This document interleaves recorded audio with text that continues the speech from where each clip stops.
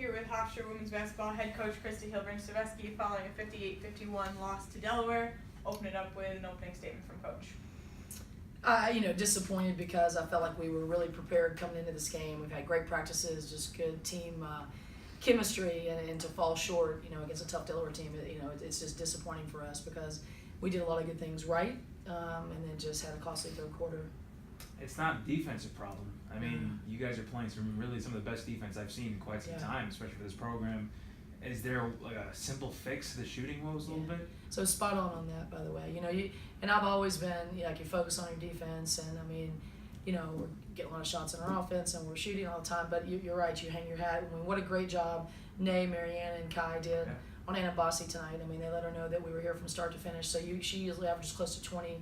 She has 12. Their other leading scorer, Cargo, only has 9. So you did the things that you needed to do. I know they didn't want to hear that in there right now.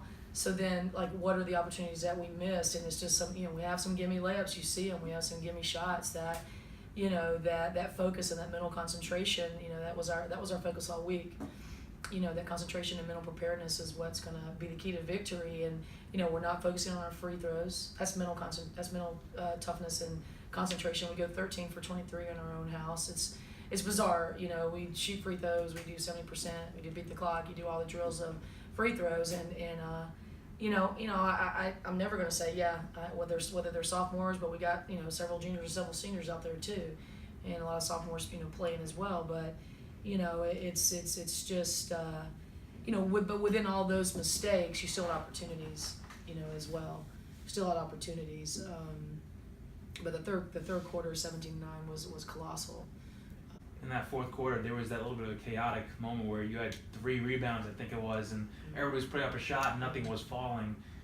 What was that like? What was the frustration like for you guys? Yeah, I mean, it just felt like even the last 2 minutes we were trying to attack the basket, and we were really just going east-west, not north-south, and they were flattening out their 1-2-2, and we just were not doing a good job trying to attack, and just whether it was simple movements or simple wing ball screen, just try to attack first, and we didn't do a good job on that. And we've executed well down the stretch.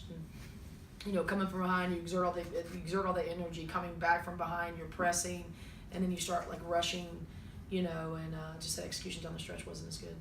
Do you think Ashane's confidence a little bit of a hit right now? That she did play well over the weekend and had a good road, and she did get some points towards the end, but in the end she was 3 for 13 from the field. Yeah, I mean, she ends up 12 and 14, but she had to earn those buckets too, because the shot fake she has to do with Anna Bossi, and I know she got frustrated. So but she had to work hard on the defensive end and got 14 boards. We probably, as always, could have gotten the ball to her a little bit more, but it's. I think she's playing better. I think the last 2 games she's played better in a while. So she's just offensively just got to get her mojo back. It's also 3 games left in this homestand. Yeah.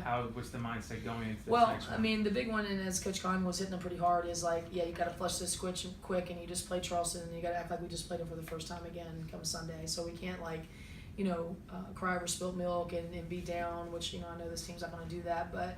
They're disappointed. We wanted to go 2-0 this weekend, and but now we just got to figure out, take care of Charleston, and then go from there. But it's the way this conference is. But tonight was one I thought, man, like I said, we were on cylinder. We kept them off balance, and we just didn't get enough scoring punches from us that we needed.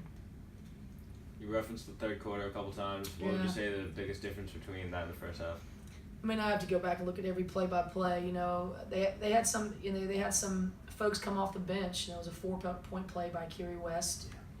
Yeah, that was brutal. That kind of started separating a little bit right there.